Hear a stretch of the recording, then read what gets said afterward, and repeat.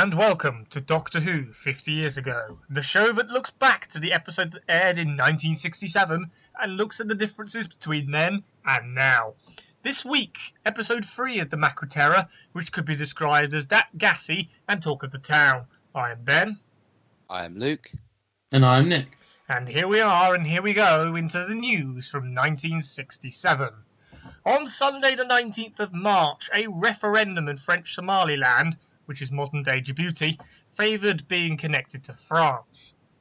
22,000 voted to remain, 14,000 voted in favour of independence.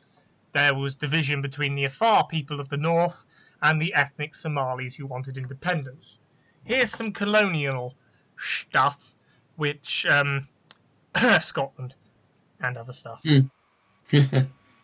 comparison's sake, how big was the French Empire at this moment compared to the British? Crumbling extremely. Algeria has been affording its side since the end of World War II. They've lost Algeria by now. Yeah.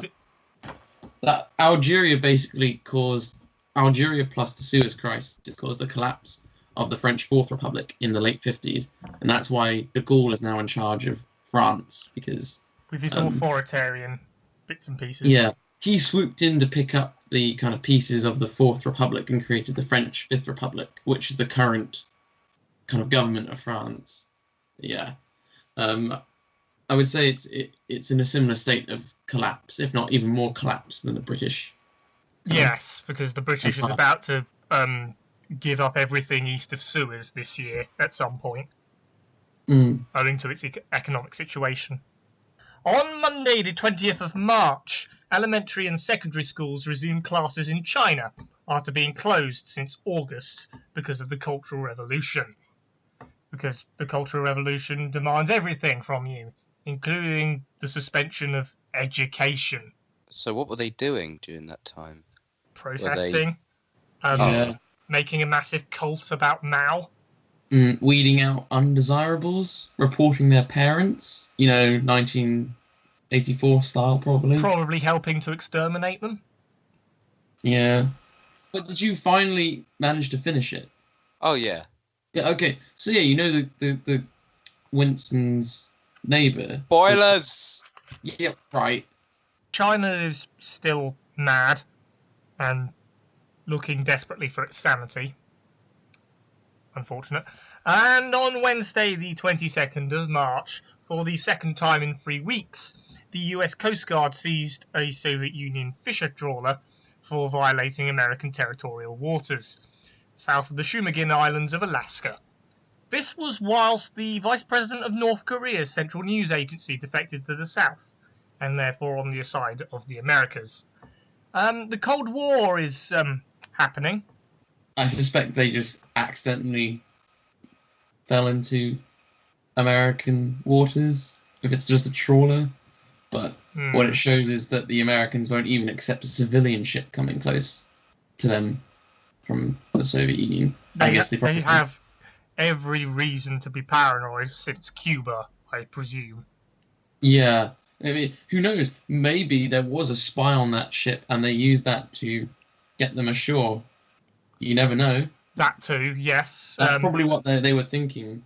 And obviously the North Korean defector, well, that's kind of still happens now, really. And unfortunately for Korea, that situation's not really changed. No, and hence the current trouble with assassinations and the like. Yes.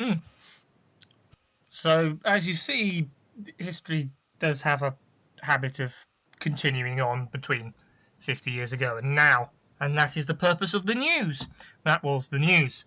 And now we can get into the Macra episode 3. Like I said in the prelude, it's a bit talkative. It's the weakest one. I think there is still a lot of good to be had in it. Yeah, there is. But I honestly put the blame at Dudley for this episode. I think that whole ending sequence would have been a lot better if Dudley had not composed the 9-minute symphony piece. No, I wish he could have done a 9-minute symphony piece. I think the music's too in your face. You know, it's really loud compared to how music normally was in the 60s, I find. Well, in the ending sequence, the music keeps cutting out when it cuts back to the colony, down from in the Macra mine. I just think jarring. Yeah. I think they should have definitely not had such bombastic music for it, though. It should have been more like the menacing kind of music or sound effects. What we're asking from Dudley here is please make Jaws 20 years early. You couldn't have Jaws in this story. Jaws would be too threatening. You need that madness to it so that you can buy into the madness of the colony. Jaws has paranoia. Well, yes, but it's too obvious paranoia. Okay. The Macra Terror is therefore better than Jaws. And there's your episode title. That should have been my line. I agree with you, Luke, that this episode is by far the weakest so far. So let me stress its good points. The Doctor having a good old persuasive argument with Ben, who's struggling with his inner thoughts. That's very good. Troughton has been on top form, really. Probably his nadir being the Highlanders, I'd say. No, the Underwater Menace. Or no, the Highlanders, I think is his word. Definitely the Highlanders. Yeah, he's not quite. But other than the Highlanders, and even then it's only a few times in that, he has been superb. Which is what makes season 4 so lucrative when you get episodes from it. But it's not a bad episode. But this very much feels more like an episode in the traditional mould compared to the previous two. I have to agree. The reason why this episode works for me is that it has so many of the things from the previous episodes being done very well in it, that if you watch it as an omnibus edition, then it's much more effective. But when you have that break in between weeks, you reset a little. So when you come to it, it feels much more like a traditional episode of Doctor Who. The controller is menaced by a claw again. The Doctor's crew are pushed to the pits to join the Danger Gang, the ones that are dangerous. The Macra controller tells the pilot to forget everything that happened, and the colony proceeds on its autocratic course. And Ben is fully under control of said colony now. He can just say no. And even though the Doctor's gone around and destroyed all the hypnotism points, the pilot is so broken by now that he's powerless. And whether or not he needs the hypnotism at this point is really up for debate. Because at this point, he just believes it. He thinks he's doing well. That's the crux of his character. He doesn't need the hypnotism anymore, which really hammers home how powerful and manipulative the Macra are. And whilst I just said Ben is fully under control now, there's also the point, as we'll see throughout the episode, that the recently indoctrinated can be turned, can be persuaded otherwise, which is a good concept to think about 50 years on. Is it? With certain decisions and certain leaders and certain... Trump, Brexit, ding, ding, ding. Right. These strangers are tortured by terrible music and a man with terrible glasses called Officia. The mine mines gases, and the Doctor and crew re-meet Medoc and learn from him that the gas is bad. It kills people. He makes the Doctor supervisor away from the pits where he's given checklist and things to do, to save everybody from the colony. He then meets up with Ben and persuades him to fight against the voices in his head, and fails for the time being. There are two really interesting bits in this whole exchange. The first of which is when Jamie calls the Doctor old, and the Doctor shouts, "I'm not old, Jamie!" My God, has the Doctor changed from when he was the old grandfatherly type. Now he's very much a young anarchistic person, which leads into... He is the old but young but intelligent person who's persuading Ben to rethink his life choices? Pretty much, yeah. Just throughout this story, he's anarchistic and everything.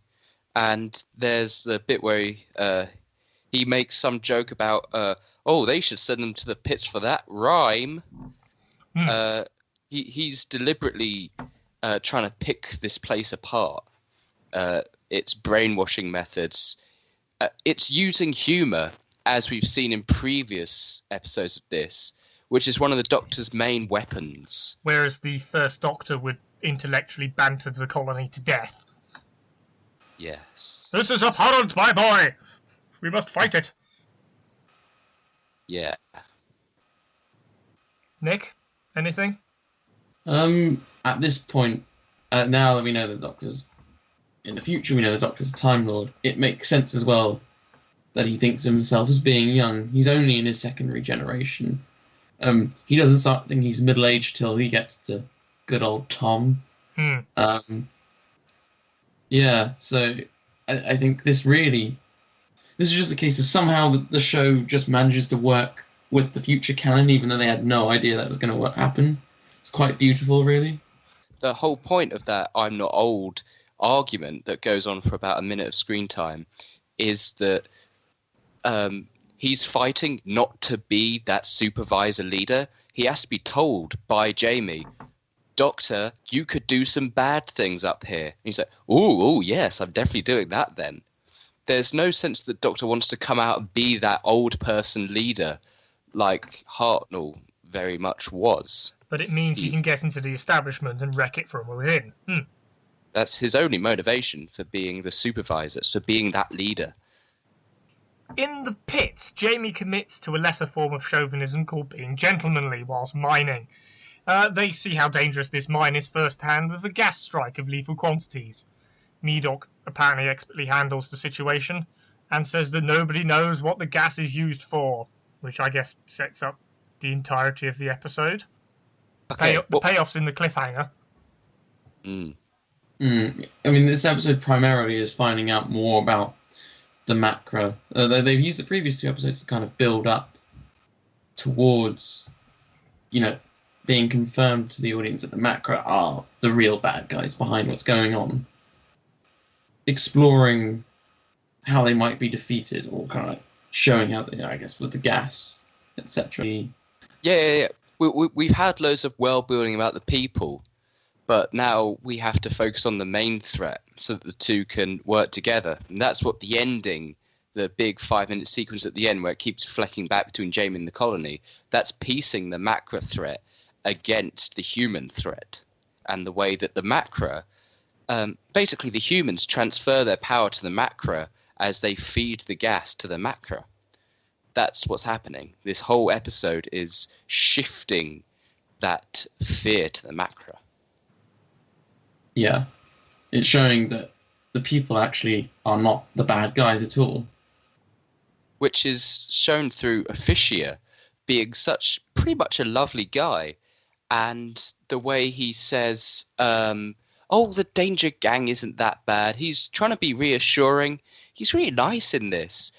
And that's what's so frightening. There's Ola is the only one in this whole story who's sadistic and mean, whereas Officio is basically compared to a sort of slightly inefficient middle-class bureaucrat. Yeah, but I mean, a nice one. He reminds me of what's his face from the Moon Base last month. Hobson? Yes, Hobson. Yeah, just a nicer, less effective Hobson. Even the Macra, which rely on the gas, like the pipes are flimsy, but the way that Medoc so expertly handles it shows that they can just make the humans work harder. The people at the top are making the people at the bottom fix their problems for them, because the people at the bottom are the ones who are forced into expertise of these sorts of things. And it makes you hate the Macra just that bit more. The way that as soon as our heroes are here, they're in horrible danger because of how rubbish it is. The concept of hierarchy again. Back to the intelligentsia, the Doctor studies the control room of the mine and does a 12th Doctor thing of writing in chalk, which only annoys me because it means New Who made it worse. Yes, the Doctor is scientific, we get it. The pilot is surprised by the genius of the Doctor, who's discovered how to solve a vital computation. Work backwards, hint hint. The pilot orders it erased, leaving the Doctor with a formula that's explosive. Hello, Chekhov's gun, which we probably won't get back to until episode 4. Two things here, that Chekhov's gun, and the fact that to solve the equation and the colony's problems, you have to go backwards. And perhaps you can see this with left-wing ideals, perhaps communist ideals, because they love looking to the future. Whereas, in fact, in some cases, you need to look back to the past and hence backwards, that kind of comparison. Yeah, you need to look back in time in order to find something which can break the world around you enough so that you can rewrite everything and end up with something better. Optimism tempered with realism.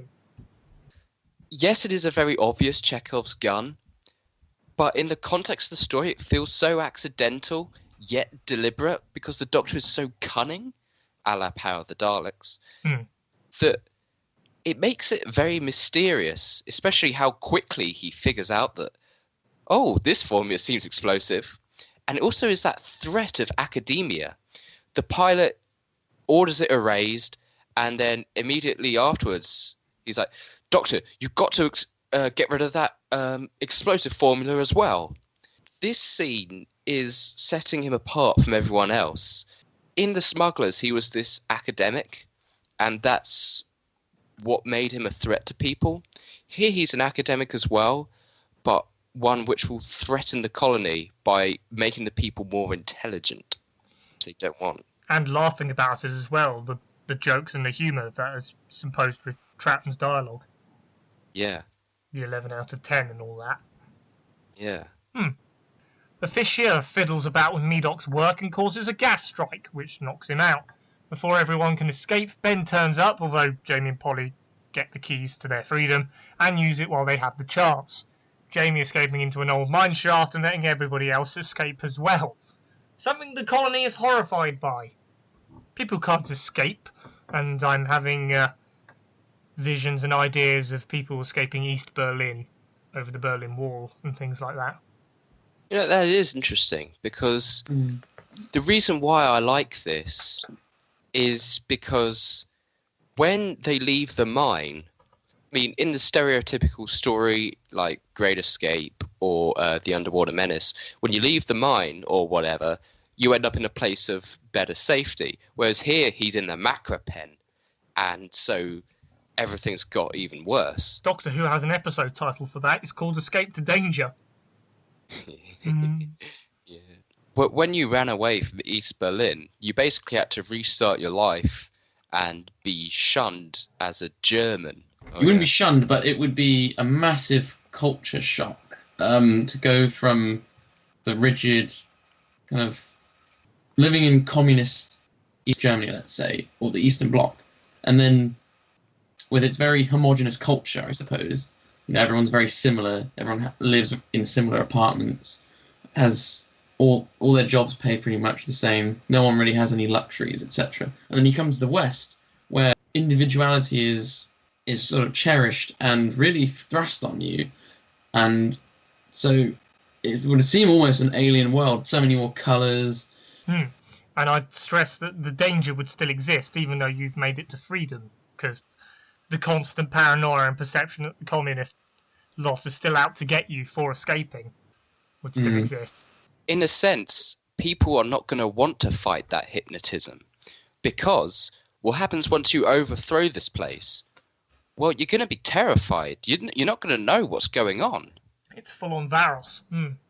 It's that dependency on the colony that you see when you meet more of the lower down people in this episode, in this story. Jamie and Medoc explore the disused mine shaft, with Medoc being grabbed by Macra. Control stops the guards from following the escaped prisoners onto forbidden ground. The Doctor learns that the Fisher doesn't mind being punished for his failings. Control knows best. The Fisher... Ben saw Jamie take the keys, but he didn't report it, because he's struggling against the voices. And Michael Craze is doing the best he's ever done. Yeah, no, again, he had the brilliant kind of, his voice changes. He's got that more traditional BBC accent going on when he's under control, but then he brings out there's the doubt creeping in. Suddenly he's starting to have that Cockney twang come back just a little bit.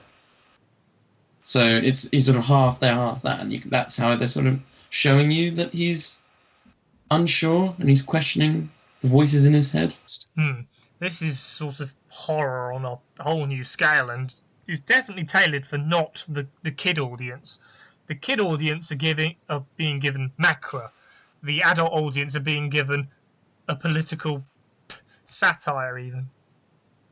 It is a satire. Mm. I shall be punished. Control knows best. He's lost all instinct of self-preservation. This is a human and likeable character we can imagine. We can imagine knowing him and, in fact, inviting him around for tea. And now he's sucked in. He's sucked in before we even met him. Here, people want to be punished.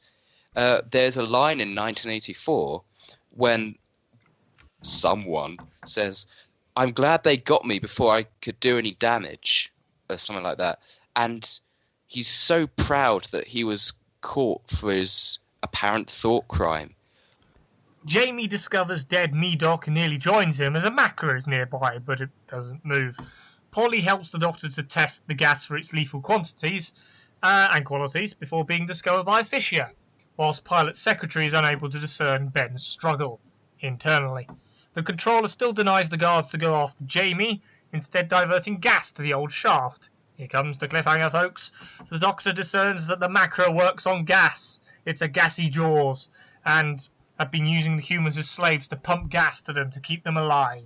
My favourite part about that whole thing, is when Pilot's secretary says, "A willing hand makes the task lighter." Ah, yes, they've been given these slogans to repeat, like in Mao's Cultural Revolution. It's got this culture of its own that feels real. It has idioms.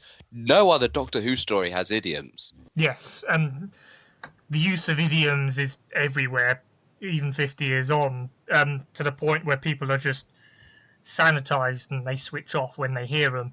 A couple of examples to firstly contrast to Mao's. There's also Hitler's Germany, Strength Through Joy, etc., etc., Kinder Kirche Kuche. There's Make America Great Again, and just to put myself in the middle, Open, Tolerant and United, etc., etc. And finally, happy music makes for a tense scene as the Doctor thinks of a way to save Jamie and stop the gas flow, whilst Jamie is suffocated and the Macra gain strength. I guess this was a very action-packed scene. Hard to tell from the audio. I don't think this was an action-packed scene. Okay. Yeah. It keeps flicking to and from Jamie as we learn about the situation he's in from the people up top. You've got this link between the two of them. The gas has to be pumped from the Macra to feed them.